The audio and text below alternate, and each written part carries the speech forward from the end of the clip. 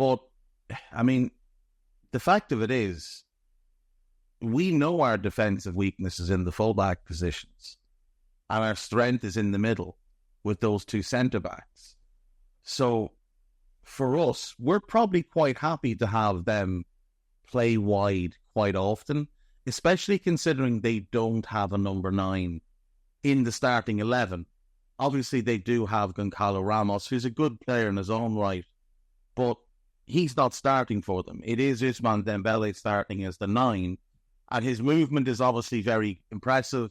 He's on a great run in terms of finishing, got 2 more goals at the weekend, which kind of skewed the scoreline in that Rennes game from a 2-1 to a 4-1 in stoppage time. But they don't really have a presence in the box, and we seemed very happy to let him drift, and we weren't sending a centre-back following him, whereas oftentimes you watch PSG in recent months, someone will go trailing him out of the central area when he drifts wide or drops deep.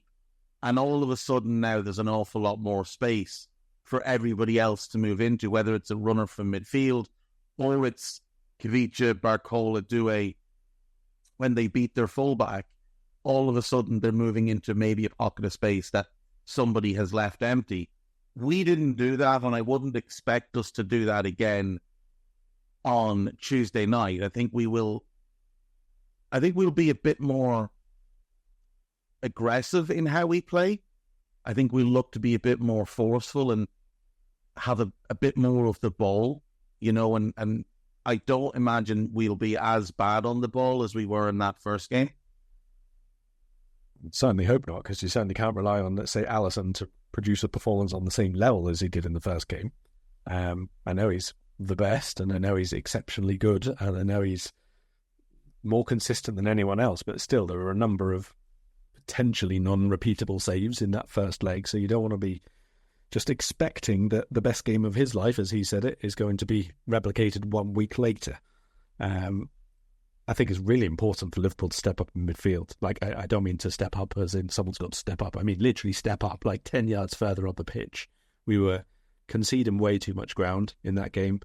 I think that they'll probably have spells of longer possession again than we would normally like it to be at home, but it doesn't need to be for as long as it was in that away leg, and as long as it was away to Man City, for example. We should be better. We should be more at ease with our own ability on the ball than those couple of games have shown, for example.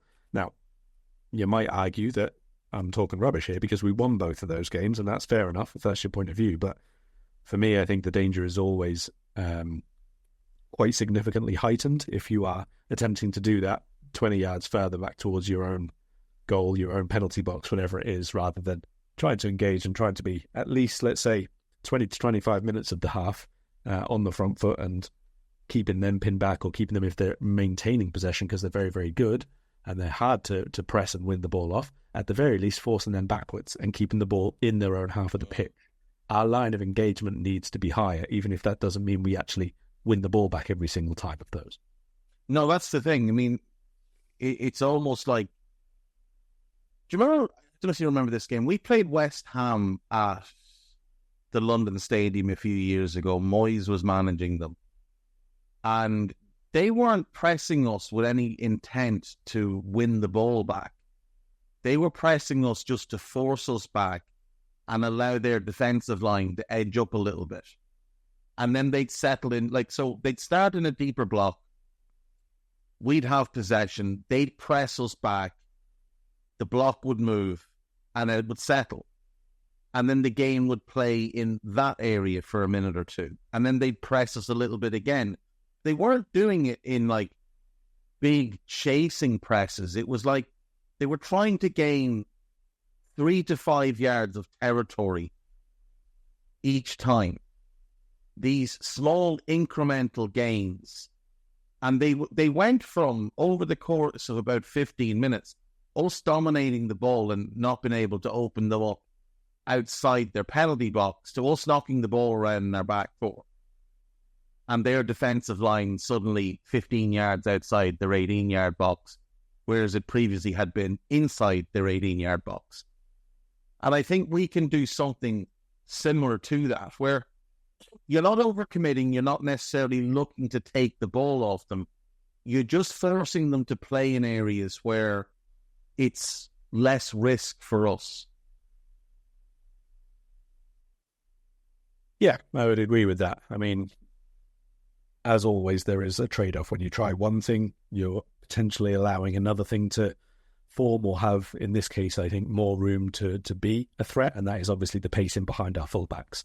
And it's something which is a continual thing to address. You know, the crap teams and the very good teams alike try to exploit this from Liverpool, whether it's, you know, some of the bigger teams target Trent because they think he'll be defensively weak, or whether it's putting balls to the back post because Andy Robertson's not always necessarily alive, or just speed across the ground, basically, and being able to turn around, Costas or whoever it is. Our fullback areas are not the quickest, even though it's been a massive strength of Liverpool across best part of a decade. They're not rapid. They're not absolutely lightning. So if we push up, that is still an area which has to be, you know, really, really careful over, and really aggressive and alert, in particular towards the switches or that kind of thing. But I don't think that that's an overriding thing that we should be that concerned about. Like you say, if they get it in the wide areas, even outside the penalty box or beyond that, the cross still has to come into the middle, or the ball still has to be dribbled towards the middle. Now, very, very good players can do that, but they've still then got to get past Virgil or Ebert or Ali, and they are really good form for the most part. They are very, very strong, and they're very, very good. Yeah, and I think the same applies to, you know, set-piece situations where, unless it's a shooting opportunity for them, their set pieces shouldn't really concern us too much. We still obviously need to be switched on. But if you look at the first game, they had 14 corners. And the only opportunities they really got from those corners were when we won the header and they just had men on the edge of the box. I think we could maybe cut down a little bit on the number of bodies we're committing into the, you know, the corner mix, and put a couple more people on the edge of the box to pick up those floating players from them, because we're simply a much bigger team than them. Like, we are simply a much bigger team than them. They don't have anybody close to the size of Virgil and Ebu. So any corner that comes in, one of those two, or a Gravenberch who's 6'2", 6'3", should be able to win that header quite comfortably. The only, like, you look at the team that they lined up the last day, I mean, Pacho is the tallest player on that team, and I think he's 6'2". You know, there's a lot of smaller players in that team. Even, you know, Marquinhos is 5'11", which is not a giant in footballing terms. So I feel like we shouldn't be overly concerned with them on set pieces unless it's shooting situations. And maybe we should gamble a little bit more on having our, like we normally do, having a couple more players located on the edge of the box, so that when we win that header, it's now a counter-attacking opportunity rather than a secondary chance for them to fire a shot into a mass of bodies. Just on that, what you said about the defending corners and being counter-attacking opportunities, do you think that counter-attack is basically the base mindset of the Liverpool team for this game? Do you think they go into this as, you know, effectively second leg European mentality, like it doesn't matter so much that you're at home, where normally we would expect to dominate and be the better team, however you define that, but rather they have to come out here, so let's defend and counter-attack? Do you think that's going to be the starting focus, let's say, almost similar to what it was in the first leg, if a bit more aggressive, hopefully? I would prefer that it not be, if I'm being completely honest with you. Like, I'd like us to try and go out and establish ourselves in the game, have some possession, maybe, you know, test that back line, see what they're about, and try and run some clock down where we have the ball. You know, take 5 minutes here, 5 minutes there, where we can just knock the ball about. It's our home pitch. It's our crowd. Like, I don't I don't think we should just go out and invite them on. I think we should go out and try and establish ourselves. Now, if the pattern of the game breaks into we just can't cope with, we can't keep the ball away from them, then fair enough. But I'd like to see us at least try. I'd like to see us establish a bit more. Like you said, the midfield needs to step up higher, but it also needs to step up in terms of its on-the-ball work. In the first game, Alexis and Dom got through incredible off-ball work, but neither were very good on the ball.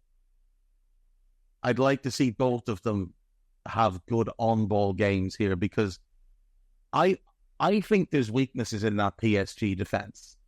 I think Hakimi and Mendes both leave a lot of space behind them, and we didn't try and exploit that at all, really. Didn't really exploit much of anything, did we? Let's be honest. No, we didn't. We didn't exploit anything. Well, I like Nuno Mendes looked like Paolo Maldini in that first game. Nuno Mendes is a hugely promising young left back. He's never been known as a great defender, but we made it very simple for him because Mo was constantly getting the ball completely isolated. And he's not going to beat Nuno Mendes for pace, but he wasn't getting runners into the box where he could release a quick pass and have Mendes then back off him a little bit. Like, the thing for Mendes was he knew that Mo was getting that ball and he was going to have to carry it because he was going to have to wait for support or go by himself. There wasn't people up in support with him. So every time Mo got the ball, he had to try and take 5-10 seconds out of the ball, waiting for somebody to join him, whether it was Jota or Diaz or Dom. Whereas if we can just have more bodies forward, if we're playing that bit higher, if the ball to Mo is a 20-yard ball rather than a 40-yard ball, and there's people getting up in support, that creates its own issues for the defence, because now you can't just get tight to Mo. You can't just get aggressive with him because he's now got more options. You can't just sit off and say, well, come and run at me. Because if you invite Mo to have 2 yards of space, he's going to bend the ball over and round you to a teammate. And that's what we need. We need more people getting in the box. We need more commitment to trying to go and score a goal. If we get a goal, we can go out and get a goal in this one in the first 15, 20 minutes. They're going to have to throw everything at us. All right, the Reds, it's Jack here, and that was a clip from one of Anfield Index's audio podcasts. If you have enjoyed the video, make sure you do like, share and subscribe to keep up to date on all things LFC. We record around 100 audio podcasts every month, with our shows featuring match-going fans, top journalists, professional analysts and even Liverpool legends along the way. With the great Dane himself, Jan Molby, joining us every single week. If you want to listen to all our podcasts for free, head over to anfieldindex.com/podcasts. Our audio shows are available wherever you get your podcasts. Just search Anfield Index. Or if you prefer to listen to all our podcasts in full and without any ads, why not head over to AI Pro today to check it out now at AnfieldIndexPro.com. If you want to get involved in the great growing community of Liverpool fans, check out the Anfield Index Discord. The link is in the description. Do get involved with that from Reds around every corner of the globe. For now, Reds, hope you enjoyed this video.